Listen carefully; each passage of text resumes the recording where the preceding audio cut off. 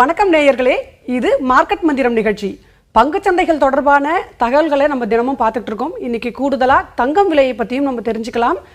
இதுக்காக விளக்கம் அளிக்க நமக்கு அருள்ராஜன் சார் நம்மளோட அரங்கத்துக்கு வந்திருக்காங்க. அவங்க கிட்ட உங்களோட சந்தேகங்களை புதிய தலைமுறையின் டிஜிட்டல் நேரலில் பதிவிடுங்கள். வணக்கம் சார். வணக்கம் சார். இன்னைக்கு நம்ம வழக்கமாக எப்பயுமே புது வியூவர்ஸ்க்கான கொஷின்ஸை முதல்ல கேட்போம். இன்னைக்கு மாற்றா இன்னைக்கு என்ன அப்படின்னு கேட்கலாம். அப்படின்னா இப்போ பங்குச்சந்தைகள் எப்படி ஓப்பன் ஆகும் அப்படின்றது ஒரு எதிர்பார்ப்பு இருக்கு இல்லையா? கிஃப்ட் நிஃப்டி எப்படி இருக்கு, ஏஷியன் மார்க்கெட்ஸ் எப்படி இருக்கு, அதை பற்றி கொஞ்சம் சொல்லுங்க சார். கண்டிப்பாக அதை பற்றி கொஞ்சம் விளக்கமாக கூட சொல்கிறேன். சரிங்க சார். நேற்றுக்கு முடிஞ்ச நிலையிலேருந்து ஆரம்பிக்கலாம். இப்போ நேற்றுக்கு நம்ம சந்தை முடியும் போது வலுவாக முடிந்தது அப்படின்னு நம்ம பார்க்குறோம்.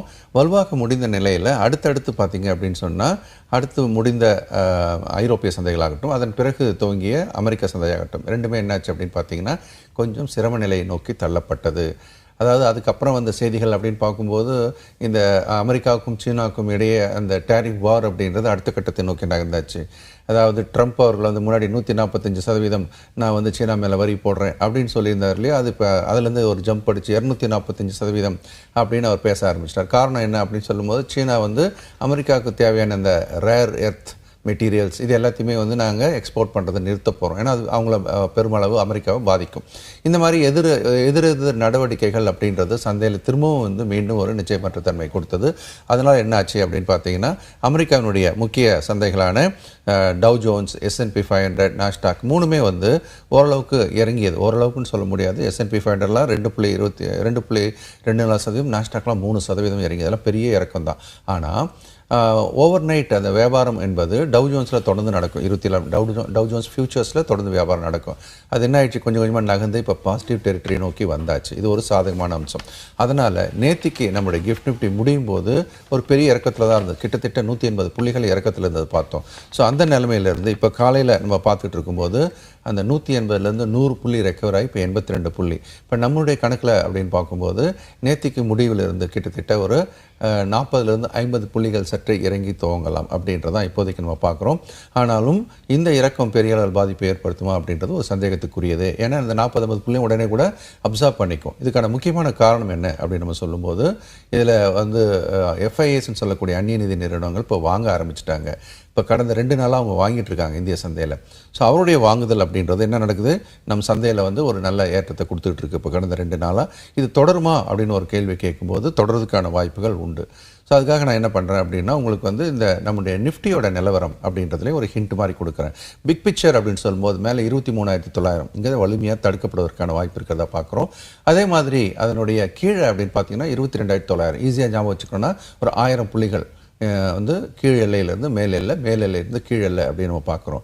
சரி, இன்னைக்கு அப்படின்னு எப்படி இருக்கலாம் அப்படின்னு பார்க்கும்போது இன்ட்ராடே சப்போர்ட் அப்படின்னு எங்கே பார்க்குறோம், 23,300, 23,280 இந்த எல்லையிலிருந்து அது ரீபவுண்ட் ஆகலாம். இறங்கினாலும் அங்கேருந்து மேல் நோக்கி போகலாம் அப்படின்னு நம்ம நம்புகிறோம். ஸோ இன்றைக்கி நிலைமை அப்படின்றது எப்படி ஆரம்பிக்கலாம் அப்படின்றதுல இதான் நமக்கு ஒரு குறைவான நெகட்டிவ் ஓப்பனிங். அங்கேருந்து அது வந்து கொஞ்சம் சப்போர்ட் எடுத்து பவுன்ஸ் ஆகலாம் அப்படின்றதையும் ஒரு கோணத்தில் நம்ம பார்க்குறோம். சார், இப்போது நீங்கள் சொல்லிட்டீங்க நிஃப்டிக்கு 1000 பாயிண்ட்ஸ் சொல்கிறீங்க. கிட்டத்தட்ட 1000 பாயிண்ட்ஸ் வந்து அப்ஸ் அண்ட் டவுன்ஸ்க்கு ஒரு ரிஸ்க் லெவல் சொல்கிறீங்க. நேற்றுக்கு ஒரு விஷயம் சொன்னீங்க, புதுசாக மார்க்கெட்டில் வரீங்க அப்படின்னு சொன்னால் இண்டெக்ஸில் வாங்கலாம், நிஃப்டி இண்டெக்ஸை வந்து நீங்கள் பை பண்ணலான்னு. இப்போ அப்படி வாங்கணும் அப்படின்னா 1000 பாயிண்ட்ஸ் ரிஸ்க் அப்படின்னும் போது சென்செக்ஸில் 3000 பாயிண்ட் கிட்டத்தட்ட. ஸோ இப்போ எப்படி சார் வாங்கணும் அப்படின்னா? ஓகே, இது ஒரு நல்ல கேள்வி. பொதுவாகவே வந்து இண்டெக்ஸில் பை பண்ணுறதை பற்றி ஒரு விளக்கம் கொடுத்துடலாம். அதிலிருந்து அவங்க எப்படி அதை கையாளணும்னு சேர்த்து சொல்லிடலாம். பொதுவாக இண்டெக்ஸில் இன்வெஸ்ட் பண்ணுறது அப்படின்றது தான் ஒரு முதல் படி. நீங்கள் எப்போவுமே பங்கு சந்தைகளை முதலீடு செய்யணும் வரணும்னா எந்த நிறுவனத்தை தேர்ந்தெடுத்து முதலீடு செய்வது, எனக்கு பயமாக இருக்குது. பங்கு சந்தை அப்படின்னு சொன்னாவே எல்லாருக்கும் இருக்கக்கூடியது அந்த ஃபியர் ஃபேக்டர் தான். போட்டால் லாபம் வருமா, போட்ட காசு போயிடுமா அப்படின்னு சொல்லிட்டு. உங்களுக்காக திரும்ப நாங்கள் சொல்லக்கூடிய ஒரு விஷயம் என்னென்னா, நிஃப்டி என்பது 1995 பேஸ் வேல்யூ 1000 புள்ளியில் இருந்தது. இப்போ எங்கே இருக்குது அப்படின்னா 2025 23,300 கிட்டே இருக்கிறத நம்ம பார்க்குறோம். 26,000 வரைக்கும் போயிட்டு 23,000க்கு வந்திருக்கு.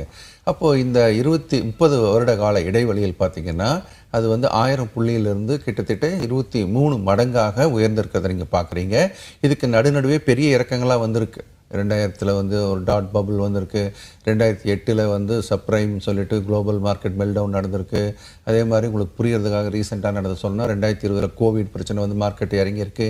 இந்த மாதிரி எல்லா பெரிய இறக்கங்களையும் தாண்டி சந்தையானது எதை நோக்கி நகருது அப்படின்னு சொன்னால் மேல் நோக்கியே நகர்கிறது. ஈக்விட்டி மார்க்கெட் அப்படின்றது லாங் டேர்மில் மேல் நோக்கியே தான் நகரும். அதனால் தைரியமாக முதலீடு பண்ண ஆரம்பிக்கலாம். அதே சமயம் எப்படி முதலீடு பண்ணணும்னு சொல்லும்போது முதல்ல உள்ள வரவங்க நிஃப்டியில் பண்ணுங்கள், இண்டெக்ஸில் பண்ணுங்கன்னு சொல்கிறதுக்கான காரணம் என்ன அப்படின்னா அதில் 50 பெஸ்ட் நிறுவனங்கள் இருக்குது. அப்போ ஏறக்குறைய 4000 கம்பெனிக்கு மேலே வியாபாரம் ஆகக்கூடிய இடத்துல 50 பெஸ்ட் நிறுவனங்கள் தேர்வு செய்யப்பட்டு அந்த லிஸ்ட்டில் இருக்குது. அப்போ நீங்கள் நிஃப்டியில் முதலீடு செய்வதன் மூலமாக ஷேர் மார்க்கெட்டில் இருக்கக்கூடிய 50 பெஸ்ட் நிறுவனங்கள் முதலீடு செய்வதாக அர்த்தம். இதில் எப்படி போய் முதலீடு செய்வது அப்படின்னு சொல்கிறதுக்கு முன்னாடி நீங்கள் உங்களுடைய வருமானத்தில் குறைஞ்சபட்சம் 30% சேவ் பண்ணணும்னு சொல்கிறேன் இல்லையா, அதில் வந்து 1/3 பகுதியோ இல்லை 50% பங்கு சந்தையை நோக்கி நகர்த்தலாம் அப்படின்னு நான் சொல்லியிருக்கிறேன். அதில் நிஃப்டியில் இன்வெஸ்ட் பண்ணுறதுக்கான வழிமுறைகள் அப்படின்னு சொல்லும்போது நம்ம 2ஆக பிரிச்சுக்கலாம். ஒன்று வந்து நீங்கள் மியூச்சுவல் ஃபண்டில் இண்டெக்ஸ் ஃபண்டுன்னு இருக்குது, அதில் மாதம் மாதம் பணத்தை போட்டுக்கிட்டு வரலாம். இல்லை நான் பங்கு சந்தையில் நேரடியாக முதலீடு செய்ய விரும்புகிறேன் அப்படின்னு சொன்னால் நிஃப்டி இடிஎஃப்னு சொல்லக்கூடிய வகையில் இண்டெக்ஸில் ட்ரேட் பண்ணுறதுக்கு, இண்டெக்ஸில் பங்குகளை வாங்குவதற்கு முதலீடு செய்வதற்கான வழி இருக்குது. அதில் ஒரு 12 நிறுவனங்கள் இருக்குது. அதில் முதல்ல வந்தவங்க யாருன்னா நிஃப்டி பீஸ். ஸோ நீங்கள் நிஃப்டி பீஸ்ன்னு டைப் அடிச்சிங்கனாவே ஆர்டர் போயிடும், நீங்கள் வாங்க ஆரம்பிச்சிடலாம். சுமார் 250 ரூபாய் 260 ரூபாய் இந்த ரேஞ்சில் இருந்துகிட்ருக்குன்னு நினைக்கிறேன். நீங்கள் இதில் வந்து முதலீடு செய்யலாம். நீங்கள் கேட்கக்கூடிய அடுத்த கேள்வி, இப்போ 1000 புள்ளிகள் அப்படின்றது வந்து இதுக்குள்ளே இந்த ரேஞ்ச் இருக்க மேலே கீழே அப்படின்னா இந்த ஏற்ற இறக்கங்கள் தான் பங்கு சந்தையினுடைய அழகே. அதாவது பங்கு சந்தை இறங்கும் போது நீங்கள் முதலீடு செய்வது என்பது இது வந்து நம்ம எஸ்ஐபி சிஸ்டமேட்டிக் இன்வெஸ்ட்மெண்ட் பிளான் மூலமாக சொல்கிறோம். இப்போ இறக்கங்கள் வரும்போதெல்லாம் நீங்கள் முதலீடு செய்யும்போது குறைவான விலையில் முதலீடு செய்கிறீர்கள். மியூச்சுவல் ஃபண்டு வழியாக பண்ணும்போது இந்த நம்பர் ஆஃப் யூனிட்ஸ் அப்படின்றதும் கீழே வர வர அதிகமான யூனிட்ஸை வாங்குவீங்க அதே விலைக்கு. அப்போது இறக்கங்கள் வருவது என்பது நமக்கு சாதகமான அம்சமாகவும் அதில் நீங்கள் தொடர்ந்து முதலீடு செய்வதனால் ஏற்றங்கள் வரும்போது அதற்கு உண்டான கூடுதல் பலனும் நமக்கு கிடைக்கும். ஆக ஏற்ற இறக்கங்கள் என்பது சந்தையில் தவிர்க்க முடியாத விஷயம், வரவேற்கத்தக்க ஒரு விஷயம். அப்போது சந்தையை அறிந்து செயல்படுபவர்கள், இறக்கங்களை சரியாக பயன்படுத்துபவர்கள் சந்தையில் வெற்றியாளராக மாறுகிறார்கள். சார், அடுத்து நம்ம நேயர்களுக்கு கொஞ்சம் டெக்னிக்கல் ஒரு விஷயம் சொல்லிக் கொடுங்க. என்ன அப்படின்னா புக் வேல்யூ, ஒரு நிறுவனத்தோட புக் வேல்யூன்னா என்ன, அதை விட கீழே இறங்கி ஒரு பங்கு வர்த்தகம் ஆகுது அப்படின்னா அதை வாங்கலாமா? Very good. ஸோ அதையும் நம்ம விளக்கமாக பார்த்துடலாம். பொதுவாக புக் வேல்யூ அப்படின்றத நம்ம எடுத்து பேசும்போது இப்போ ஒரு நிறுவனத்தினுடைய ஒட்டுமொத்த சொத்துக்களை எல்லாமே வந்து நம்ம லிக்விடேட் பண்ணி அதை வந்து அந்த மொத்த பங்குகளால் வகுக்கும்போது அந்த ஒரு பங்கிற்கான ஒரு மதிப்பு என்பது எவ்வளோ வரும் அப்படின்றதான் நம்ம வந்து புக் வேல்யூன்னு சொல்கிறோம். ஆஸ் பர் புக் நம்ம அந்த current value of a stock அப்படின்றத அளவிடுவதற்காக நம்ம சொல்கிறோம். இந்த புக் வேல்யூ அப்படின்றது பொதுவாகவே வந்து எப்படி பங்கு சந்தையில் யூஸ் பண்ணுவாங்க அப்படின்னு சொன்னாக்கா, புக் வேல்யூவை விட பங்கின் விலையானது 2 முதல் 2.5 மடங்கு 2.5 டைம்ஸ்ன்றது ஒரு தம்ப் ரூல். அப்போது ஒரு புக் வேல்யூ 100 ரூபா இருக்குதுன்னு வச்சுக்கோங்களேன், அந்த பங்கு வந்து 250 ரூபா இருந்தால் அது ஒரு சரியான விலை அப்படின்னு நம்ம பொதுவாக ஒரு கணிப்பு உண்டு. ஆனால் நல்ல நிறுவனங்கள் எதுவுமே இந்த 2.5 டைம்ஸ் ஆஃப் த புக் வேல்யூவில் கிடைக்காது. ப்ரைஸ் டு புக் அப்படின்னு நம்ம சொல்லுவோம், கிடைக்கவே கிடைக்காது. அது எப்படி இருக்கும், 6 டைம்ஸ் 7 டைம்ஸ் 8 டைம்ஸ் 9 டைம்ஸ் இப்படி வியாபாரம் ஆகும். அப்படின்னா எல்லாம் பிரீமியத்தில் தான் வியாபாரம் ஆகும். ஆக நல்ல நிறுவனங்கள் எல்லாமே நீங்கள் ப்ரைஸ் டு புக் அப்படின்னு பார்க்கும்போது அது அந்த ப்ரைஸை புக் வேல்யூ விட 6, 7, 8 மடங்கு அதிகமாக வியாபாரம் ஆகக்கூடிய நேரத்தில் சப்போஸ் புக் வேல்யூவை விட நீங்கள் குறைவாக அப்படின்னு சொல்லியிருந்தீங்க இல்லையா, ஸோ புக் வேல்யூவை விட குறைவாக ஒரு பங்கு வியாபாரம் ஆகுதுன்னா ஏதோ பிரச்சனை இருக்குது அப்படின்னு அர்த்தம். சரியா? ஸோ பொதுவாக வந்து ஒரு ஒரு ஒரு கிரவுண்டோட மதிப்பு சும்மா ஒரு 5 லட்சம் அப்படின்னு சொன்னால் அந்த ஏரியாவில் 5 லட்சம் போயிருந்தது, திடீர்னு 4 லட்சம் 3 லட்சம் போகுதுன்னா நீங்கள் யோசிக்கணும் ஏதோ சம்திங் ராங் இங்கே. ஏன்னா நிலம் வேல்யூ மேலே தானே போகணும். இது திடீர்னு குறையுதுன்னா அங்கே ஏதாவது கவர்மெண்ட் அந்த நிலத்தை எடுக்கிறாங்களோ இல்லை வேறு ஏதோ பிரச்சனை அங்கே இருக்குது அப்படின்றனால அது குறைஞ்ச விலைக்கு விற்று தள்ளுறாங்க அப்படின்னு அர்த்தம். அந்த மாதிரி இப்போது புக் வேல்யூ விட குறைவாக இருக்கக்கூடிய பெரும்பான்மையான நிறுவனங்கள் எல்லாமே எப்படி இருக்கிறதுக்கான வாய்ப்பு உண்டு, சிரம திசையில் இருக்கிறதுக்கான வாய்ப்பு உண்டு, ஏதோ பிரச்சனைகள் கட்டுண்டு இருப்பதற்கான வாய்ப்பு உண்டு. இந்த பிரச்சனைகள் பல கோணத்தில் இருக்கலாம், பல ரூபத்தில் இருக்கலாம். பொதுவாகவே வந்து நஷ்டத்தில் இயங்கக்கூடிய நிறுவனங்கள் அப்படின்னு ஒன்று சொல்லலாம். இன்னொன்று வந்து தற்காலிகமாக ஏதோ பிரச்சனைகள் அது மாட்டி இருக்கலாம் அப்படின்னு நம்ம சொல்லலாம். பிரச்சனைகள் சொல்லும்போது ஒரு கவர்னன்ஸ் இஷ்யூ, ஃப்ராடுலண்ட் ஆக்டிவிட்டிலேயோ இல்லை அது மேலே லீகலாக ஏதாவது ப்ராப்ளமோ இல்லை ரெகுலேட்டரி இஷ்யூஸ். இப்போ எக்ஸாம்பிளுக்கு சொல்கிறதா இருந்தால் இப்போது இண்டஸ்இண்ட் பேங்க்கில் உங்களுக்கு வந்து இப்போது அதில் ஒரு பிரச்சனை போயிட்டுருக்கு, டெரிவேட்டிவில் வந்து நிறையா அவங்க ஸ்கேம் பண்ணியிருக்காங்க, கிட்டத்தட்ட 1900 கோடிக்கு மேலே அதில் ஸ்கேம் ஆகிருக்குன்றதெல்லாம் செய்திகள் வந்திருக்குல்ல, அஃபிஷியலாக வெளியே வர்றது தான். இந்த மாதிரி ஒரு நிலைமையில் IndusInd பேங்க்கோட ப்ரைஸ் அப்படின்றது கிராஷ்ட் அப்படின்னு கூட சொல்லலாம். 1500 இருந்தது வெறும் 700, பாதிக்கு பாதியாக அது உடஞ்சி விழறதை நம்ம பார்க்குறோம். ஸோ அப்போ இந்த இடத்துல புக் வேல்யூலாம் என்ன ஆகும், குறைய தான் செய்யும். ஆனால் புக் வேல்யூ ஒன்றை வைத்து மட்டுமே வாங்கிடலாமா அப்படின்னா நீங்கள் கொஞ்சம் யோசிக்கணும். எதனால் இந்த புக் வேல்யூ குறைஞ்சது? அந்த பிரச்சனை தற்காலிகமானதாக இருந்தால் வாய்ப்பாக பார்க்கலாம், இல்லை இந்த பிரச்சனை தொடர்றதுக்கான வாய்ப்பு இருக்குன்னா கொஞ்சம் தள்ளி இருப்பது நல்லது. சார், அடுத்து நேயர்களோட கேள்விகளுக்கு போகலாம். இப்போ லோகித்னு ஒருத்தர் கேட்டிருக்காரு, அதாவது மியூச்சுவல் ஃபண்டில் ஆக்டிவ் பாசிவ் இதை பற்றி என்ன கொஞ்சம் விரிவாக சொல்லுங்கள் சார் அப்படின்னு கேட்டிருக்காரு சார். சொல்கிறேன் நான். ஆனால் மியூச்சுவல் ஃபண்டுன்னு சொல்லும்போதே ஒரு பெரிய அளவிற்கு அது வந்து நம்மளை பொறுத்த வரைக்கும் பேசிவ், அதுக்குள்ளே என்ன ஆக்டிவ் பேசிவ்னு பார்த்துடலாம். இன்னும் அது ஆக்டிவ் பேசிவ்னு ஏதோ இங்கிலீஷில் கிராமர் கிளாஸ் மாதிரி போகுது அப்படின்னு கூட தோணலாம். இதில் வந்து ஆக்டிவ் அப்படின்னா நம்ம அடிக்கடி முடிவுகள் எடுத்துக்கொண்டே இருப்போம். பேசிவ்னா முடிவுகள் எடுப்பது குறைவு, இல்லை எடுக்கிறதே கிடையாது அப்படின்றதான் இந்த இடத்துலதுக்கு அர்த்தம். இப்போ மியூச்சுவல் ஃபண்டில் போய் நம்ம முதலீடு பண்ணுறோம் அப்படின்னு வச்சுக்கோங்களேன். இப்போ 2 ஸ்கீம் எக்ஸாம்பிளாக எடுத்துக்கலாம். ஒன்று, இப்போ நீங்கள் வந்து ஒரு ஃப்ளெக்ஸி கேப்பில் இன்வெஸ்ட் பண்ணுறீங்க அப்படின்னு வச்சுக்கோங்க. ஃப்ளெக்ஸி கேப்பில் என்னென்னலாம் உள்ளே இருக்கும், large cap, mid cap, small cap இருக்கும். வெறுமனே இது அப்படியே தான் இருக்குமா? இல்லை, இதில் ஷஃபில் பண்ணிகிட்டே இருப்பாங்க. எதில் வாய்ப்பு அதிகமோ அதுக்கு கூடுதலான, இப்போ லார்ஜ் கேப்பில் இப்போ போட்டால் நிறைய பணம் வரும்னா பணத்தை அதில் தூக்கி நகர்த்துவாங்க. இல்லை இப்போ மார்க்கெட்டு லார்ஜ் கேப்லாம் ஏறி போச்சு, இனிமேல் ஸ்மால் கேப்புக்கு தான் வாய்ப்புன்னா பணத்தை தூக்கி ஸ்மால் கேப் பக்கம் தள்ளுவாங்க. இப்போ பார்த்தீங்கன்னா இது வந்து டெசிஷன் நிறைய யார் எடுக்கணும், ஃபண்டு மேனேஜர் எடுத்துக்கொண்டே இருக்க வேண்டும். அதனால் இது என்ன சொல்கிறோம், ஒரு ஆக்டிவ் ஃபண்டாக செயல்படுறதுக்கான வாய்ப்பு இருக்குது. இதே வந்து ஒரு இண்டெக்ஸ் ஃபண்டு இருக்குன்னு வச்சுக்கலாம். நிஃப்டி இருக்கக்கூடிய 50 நிறுவனங்கள் முதலீடு, அதை வந்து இந்த ட்ரெயின் ஓட்டுற மாதிரி ஆரம்பித்து விட்டாங்கன்னா அது போயிட்டே இருக்கும். 50 நிறுவனங்களில் நிஃப்டியில் என்ன வெயிட்டேஜில் இருக்கோ அந்த ரேஷியோவிலே முதலீடு பண்ணி முடிச்சிட்டாங்க அப்படின்னா அப்புறம் இவங்களுக்கு வேலை கிடையாது, ஃபண்டு மேனேஜருக்கு. அது பார்த்துக்கும். அன்லஸ் அதர்வைஸ் இந்த ட்ராமேட்டிக்கான வெயிட்டேஜ் சேஞ்சஸ் வந்தால் ஒழிய அந்த இடத்துல அதை ட்ராக்கிங் எரர் அப்படின்னு நம்ம சொல்லுவோம். நிஃப்டியினுடைய நகருக்கு ஏற்ப இந்த இண்டெக்ஸோட ஃபண்டும் வேலை பார்க்கணும். நிஃப்டி 10% ஏறிச்சுன்னா இவங்க இண்டெக்ஸ் ஃபண்டும் 10% ஏறணும். அதில் ஏதாவது குறைபாடுகள் இருந்தால் அப்போ தான் கரெக்ட் பண்ணணும். ஸோ அது வரைக்கும் பார்த்தீங்கன்னா அவங்களுக்கு வேலையே கிடையாது. இதை நம்ம என்ன சொல்கிறோம், இண்டெக்ஸ் ஃபண்டெல்லாம் ஒரு பேசிவ் ஃபண்ட் அப்படின்னு நம்ம சொல்கிறோம். சார், அடுத்த ஒரு நேயர் கேள்வி என்ன கேட்டிருக்காருன்னா, பந்தன் ஸ்மால் கேப் ஃபண்டு இதில் 2500 ரூபா, ஐசிஐசிஐ இனோவேஷன் ஃபண்டு இதில் 2500 ரூபா. இப்போ இது ரெண்டும் நல்ல முதலீடா அப்படி பண்ணியிருக்காராம், அது என்ன நல்ல முதலீடா அப்படின்னு கேட்டிருக்காரு. பந்தனில் ஸ்மால் கேப்பு, அப்புறம் ஐசிஐசிஐ ப்ரொடென்ஷியலில் வந்து இனோவேஷன் ஃபண்டு. ஓகே ஓகே, இதில் 2500 ஈச் 2500 நான் இன்வெஸ்ட் பண்ணியிருக்கேன், நல்ல முதலீடா அப்படின்னு கேட்டிருக்காரு தாமோதரன் சொல்லிட்டு. கூட ஒரு வயசும் அவரோட ஃபைனான்ஷியல் பேக்ரவுண்டும் சொன்னார்னா இன்னும் கொஞ்சம் கூடுதல் தகவலோட பேசலாம். இதனால் இது முடிஞ்ச வரைக்கும் சொல்லுவோம் பதில். ஸோ இப்போ 2 ஸ்கீம் பற்றி இந்த இடத்துல நம்ம பார்க்குறோம். ஒன்று வந்து ஆக்சுவலாக நான் பந்தன் ஐசிஐசிஐ அப்படின்றத எடுத்துகிட்டு வெறுமனே இந்த ஸ்மால் கேப்பு இனோவேட்டிவ் ஃபண்டு எங்கே பணம் போகுது அந்த ஏரியாவுக்கு பதில் சொல்லலாம். இப்போ பொதுவாகவே இந்த ஸ்மால் கேப் அப்படின்றது ஹை ரிஸ்க் ஹை ரிவார்டு. இந்த ஹை ரிஸ்க் ஹை ரிவார்டு ஏன் சார் பந்தன் சொல்லக்கூடாது, இல்லை ஐசிஐசிஐ, ஹெச்டிஎஃப்சி, ஆக்சிஸ் அப்புறம் அப்படியே போனீங்கன்னா அது ஒரு இப்போ 20, 25, 30 அப்படி ஏஎம்சிஸ் இருக்கு. எல்லாருமே ஸ்மால் கேப் வச்சுருப்பாங்க. எல்லாரும் அவங்களுக்கு உண்டான செயல்பாடு வச்சுருப்பாங்க. சார், நடுவில் ஒரு விஷயம், அவரோட ஏஜும் பதிவு பண்ணியிருக்காரு. இப்போ லைவில் பதிவு பண்ணிட்டு இருக்காங்க, 20 அப்படின்னு போட்டிருக்காரு சார். அவரோட வயசு வந்து 20 அப்படின்னு. Okay, good. ஸோ 20 வயசுனா இறங்கி அடிக்கலாம். அதனால் ஸ்மால் கேப்பில் போட்டது தப்பே கிடையாது. ஒருவேளை நீங்கள் 50ன்னு சொன்னால் தான் நான் கொஞ்சம் யோசிப்பேன், ஸ்மால் கேப்பில் நிறைய பணத்தை போடுறது. ஏன்னா நீங்கள் போடுற பணத்தில் பாதி ஸ்மால் கேப்பில் போதே. 50ல் நீங்கள் கொஞ்சம் யோசனை பண்ணுங்கள், அதை கொஞ்சம் வேறு லார்ஜ் கேப் நோக்கி நகர்த்துங்கன்னு கூட நான் சொல்லியிருப்பேன். ஆனால் நீங்கள் 20ன்னு சொல்லும்போது தாராளமாக நீங்கள் ஸ்மால் கேப்பில் தொடர்ந்து 20ன்றது ஒரு சல்யூட். ரொம்ப சந்தோஷம் எனக்கு கேட்குறதுக்கு. நீங்கள் இந்த கேள்விக்கு நான் சொன்ன பதில் எடுத்துக்கிட்டு 10 பேர்கிட்ட சொல்லணும். உங்களுடைய நண்பர் குழுமத்தில் 20 வயசில் நான் போட்டிருக்கேன், அப்போ நீங்கள் போட்டிங்களா அப்படின்னு கேளுங்க உங்கள் நண்பர்களை. இது வந்து ஒரு நல்ல விஷயத்தை நீங்கள் பரப்புறீங்க, சரியா?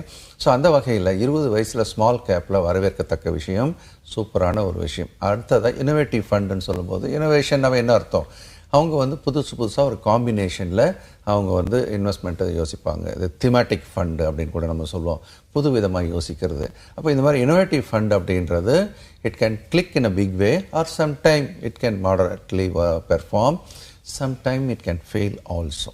ஆனால் ஒன்றும் ப்ராப்ளம் கிடையாது, ஏன்னா எல்லாமே எக்ஸ்பீரியன்ஸ் ஃபண்ட் மேனேஜர்ஸ் உள்ளே இருக்கிறதுனால they will try to maintain at par plus market நல்லா இருந்தது அப்படின்னு சொன்னால் அவங்க இனோவேஷன் என்ன பண்ணலாம். இப்போ இனோவேஷன் சொல்லும்போது அவங்க தீம் எதை இப்போ இவி வீக்கில் நோக்கி போகுது இனோவேஷன் அப்படின்னு சொல்லும்போது அது புதுசாக திங்க் பண்ணுறது எதில் பணம் பண்ணதுக்கு வாய்ப்பு இருக்குது, எந்த மாதிரியான கவர்மெண்ட் பாலிசிஸ் இருக்குது, எந்த மாதிரியான செக்டார்ஸில் இப்போ வந்து ஒரு புது விதமான வேகம் வருது அப்படின்லாம் யோசித்து பண்ணுறது தான் இந்த இனோவேட்டிவ்ன்றது ஜெர்னல் டெர்மினாலஜி. அதனால் நீங்கள் ரெண்டுமே ரிஸ்க் உள்ள இடத்துல தான் இறங்கியிருக்கீங்க.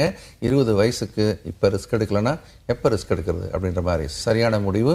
தொடர்ந்து முதலீடு போடுங்க, நிறுத்தாமல் போடுங்க. குறைஞ்சபட்சம் 20 வருடங்கள் தொடருங்கள். நீங்கள் ஏற்கனவே கோட்டீஸ்வரர் தான்.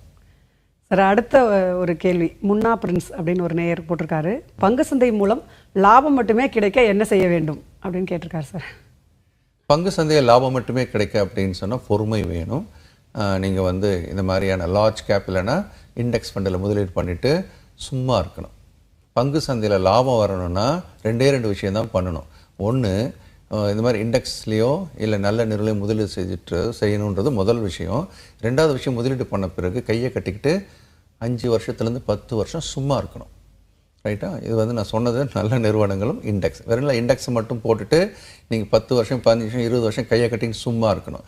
ஸோ பங்கு சந்தையில் சும்மா இருந்தால் பணம் வருமானு கேட்டால் ஆமாம். அதுக்கான ஒரு எடுத்துக்காட்டு நீங்கள் கேட்ட கேள்வியும் நான் எல்லாருக்கும் அதான் சொல்லுவேன். நீங்கள் வந்து ஒரு நல்ல நிறுவனங்கள் அப்படின்னு கேட்டுக்கிட்டே இருக்காங்க. நல்ல நிறுவனங்கள்னால் என்ன அப்படின்னு அப்பப்போ சொல்லிக்கிட்டே வரும், அதையும் பார்க்கலாம். எடுத்துக்காட்டுக்கு சொல்வதாக இருந்தால் கடந்த 5 வருடங்களில் அப்படின்னு ஒரு எக்ஸாம்பிளுக்காக சொல்கிறேன். கடந்த 5 வருடங்களில் நீங்கள் டிசிஎஸில் முதலீடு பண்ணியிருந்தீங்க அப்படின்னா இப்போ 250% மேலே லாபம் வந்திருக்கும். அதே மாதிரி ஐசிஐசிஐ பேங்க்கில் போட்டிருந்தீங்கன்னா 250% மேலே லாபத்தில் இருக்கும்.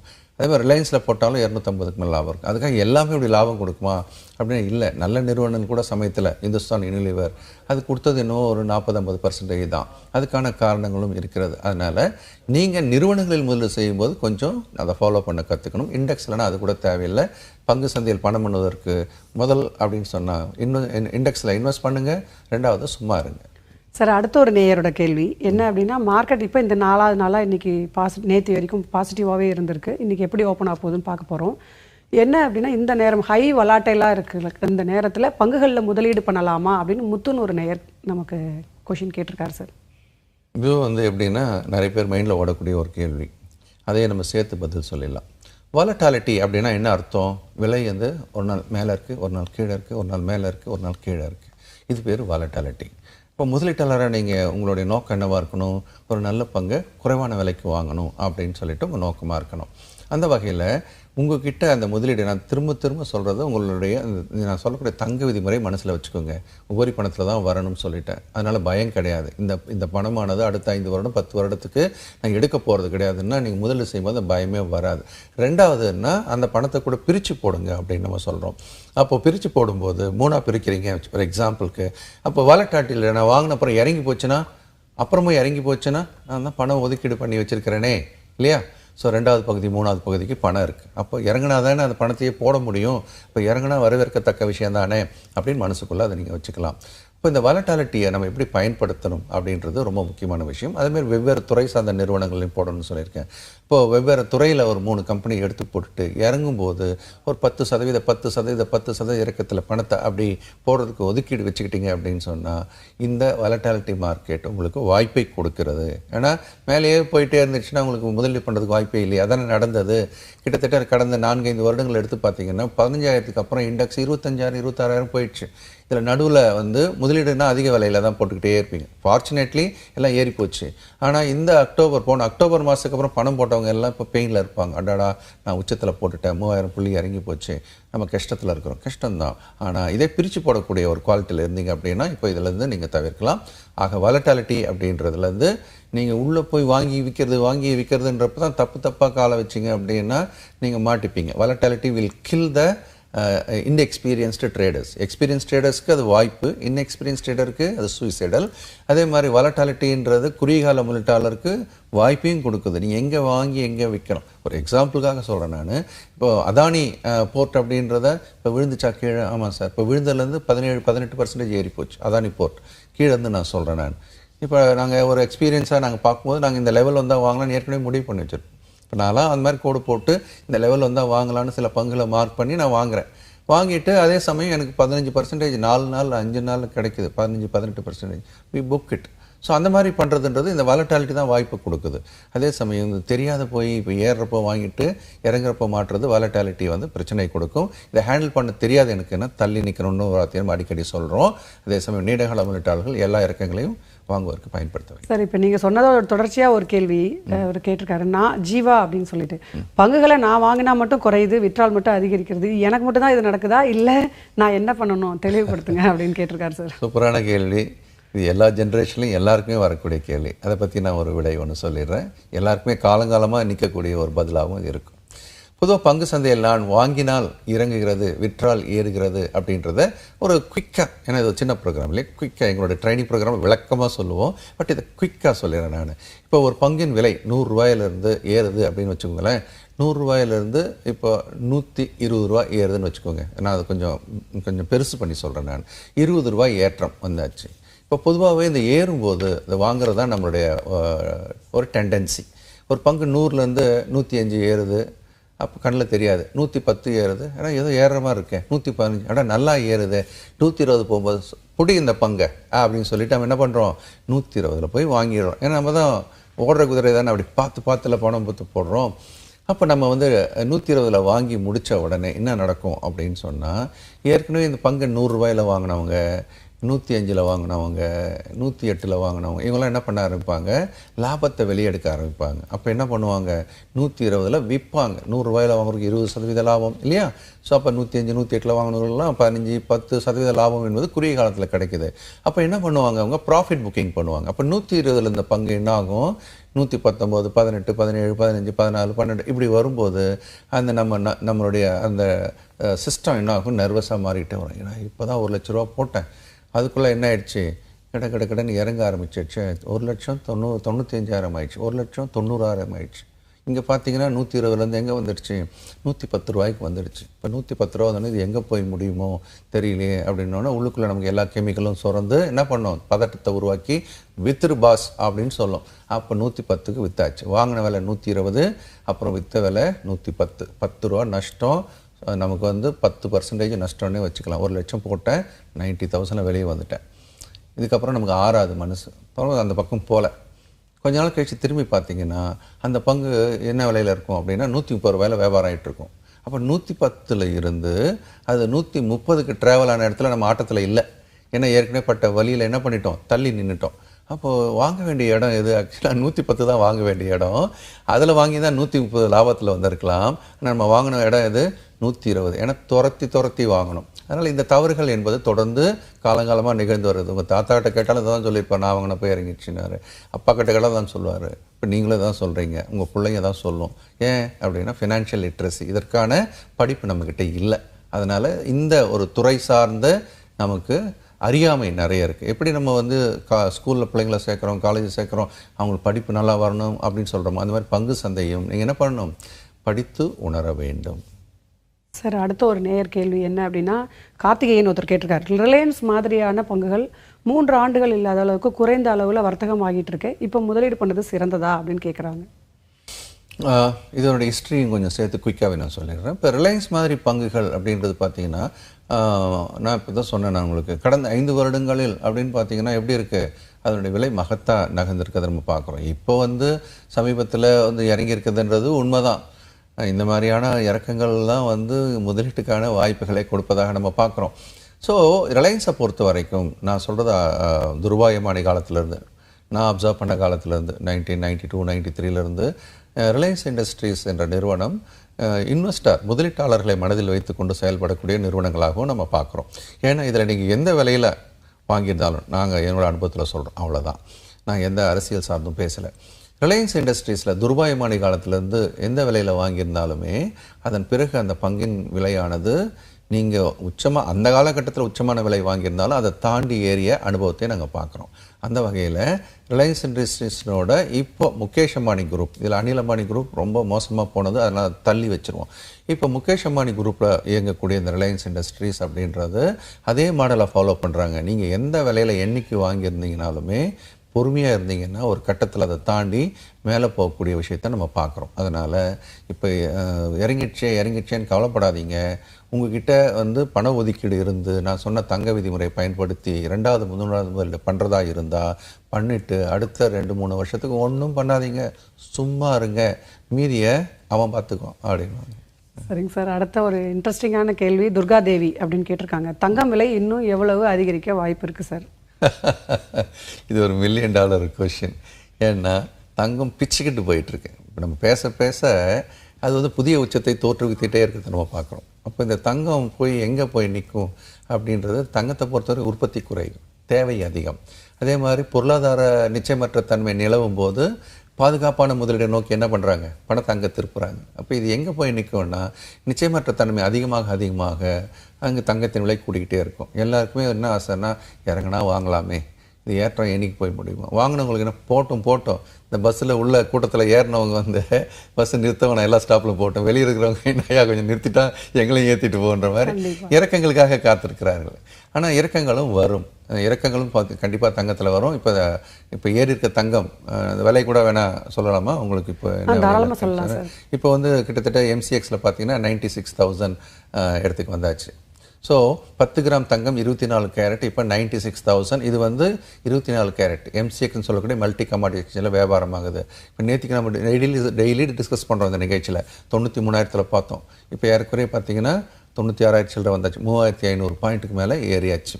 இந்த மாதிரியான ஏற்றங்கள், அதுவும் சமீபத்தில் இந்த நிகழ்ச்சி ஆரம்பிக்கிற காலகட்டத்திலேருந்து பார்த்தீங்கன்னா ஏறக்குறைய 87,000 இப்போது 96,000 97,000 கிட்ட வந்தாச்சு. அதனால் இந்த ஏற்றம் இன்னும் ட்ரம்ப் வாயை திறக்க நெகட்டிவான விஷயங்கள் நடக்க தங்கம் ஏறிக்கொண்டே தான் இருக்கும். நான் எவ்வளோ உயரும்ன்றதை சொல்ல முடியல.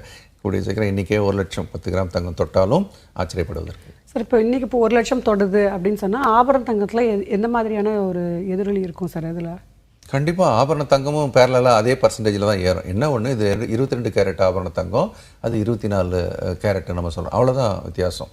ஸோ இப்போ நம்ம பேசுகிறப்போ பார்த்தீங்க அப்படின்னா ஒரு 3,000-4,000 பாயிண்ட் ஏறுதுன்னு வச்சுக்கோங்களேன். இப்போ 2% 3% ஏறுதுன்னு வச்சுக்கிட்டிங்கனாக்கா அதே பர்சன்டேஜ் ஆபரண தங்கமும் ஏறும். சார், அப்போது இந்த இயரில் எல்லாருமே இப்போ ஒரு பேச்சு அடிபட்டுக்கிட்டே இருக்கு இல்லையா, இந்த வருஷத்துலேயே ஒரு சவரன் வந்து 1 லட்சத்தை தொட்டுடும் அப்படின்றாங்களே, அது நிஜமா சார்? ஒரு சவரன்னா 8 கிராம். ஆமாம் சார், 8 கிராம் ஆபரண தங்கம் 22 கேரட். ஆமாம். இப்போ நம்ம இப்போ வந்து விலை வந்து 70,560. அதாவது நேற்றுக்கு இன்றைக்கி மார்க்கெட் ஓப்பன் ஆகும்போது இன்னும் அதிகமாகும் அப்படின்னு ஒரு எக்ஸ்பெக்டேஷன் இருக்குது. ஏன்னா MCXல நீங்களே சொன்னீங்க 2% கிட்டத்தட்ட ஏறி இருக்குது அப்படின்னு. ஆமாம், நீங்கள் வந்து ஒரு தங்கத்தில் ஒரு ஸ்பெஷலிஸ்ட்டு, தினம் தங்கத்தின் விலையை ஃபிங்கர் டிப்ஸில் வச்சுருக்கிறன்றது ரொம்ப சந்தோஷம். நேயர்களுக்கும் ஒரு நல்ல ஒரு விஷயம். இப்போ 70,000 அப்படின்ற இடத்துல எது இருக்குது, ஒரு சவரன் இருக்குது. இன்னொரு 30,000 ரூபா நீங்கள் கணக்கு அப்படின்னு சொல்கிறதா இருந்தால் ஏறக்குறைய 40% இன்னும் கிட்டத்தட்ட அது ஏறணும். ஆனால் அது வந்து அவ்வளோ சீக்கிரம் ஏறும்னு சொல்ல முடியாது. நிறைய பிரச்சனைகள் வரணும். இது வரக்கூடாதுன்னு தான் வேண்டிக்கிறோம். பட் நிறைய பிரச்சனைகள் குளோபல் மார்க்கெட்டில் பொருளாதார ரீதியாக வர தங்கத்தின் விலை ஏறும். பட் 1 லட்சம் அப்படின்றது ஒரு தொலைவில் தான் இருக்குது. ஏன்னா நம்ம கிட்டத்தட்ட அது இன்னொரு 40% கிட்ட ஏறணும். அப்படி போய் 1 லட்சத்தோடனா 40% ஏற்றம்ன்றது அவ்வளோ சாதாரண விஷயம் அல்ல, அவ்வளோ சீக்கிரம் நடக்க போகிறதும் இல்லை. ஆனால் அப்படி கொஞ்சம் தொலைநோக்கு பார்வையில் பார்க்கும்போது நடப்பதற்கான வாய்ப்புகளும் உண்டு. நன்றி சார், நிறைய கேள்விகளுக்கு பதில் சொல்லியிருக்கீங்க. இன்னும் வரும் நிகழ்ச்சியிலையுமே தங்கத்தை பற்றி நிறைய கேள்விகள் இருக்குது எங்கள் நேயர்கள்கிட்ட. அதே மாதிரி மியூச்சுவல் ஃபண்டை பற்றியும் நிறையா கொஷின்ஸ் இருக்குது, அதெல்லாம் கேட்டு தெரிஞ்சுக்கிறோம் சார். மிக நன்றி. Investments R subject to market risk அப்படிங்கிறத நம்ம எப்பயுமே கவனத்தில் இருக்கணும். பல்வேறு முதலீட்டு திட்டங்களை பற்றியும் தெரிஞ்சுக்கணும், அதாவது பங்குச்சந்தை மட்டும் அல்லாமல் மற்ற நிதி சந்தைகளை பற்றி தெரிஞ்சுக்கணும் அப்படின்னு சொன்னால் தினமும் காலை 8:30 மணிக்கு உங்கள் புதிய தலைமுறையோடு இணைந்திருங்க, தெரிஞ்சுக்கலாம். நன்றி நேயர்களே.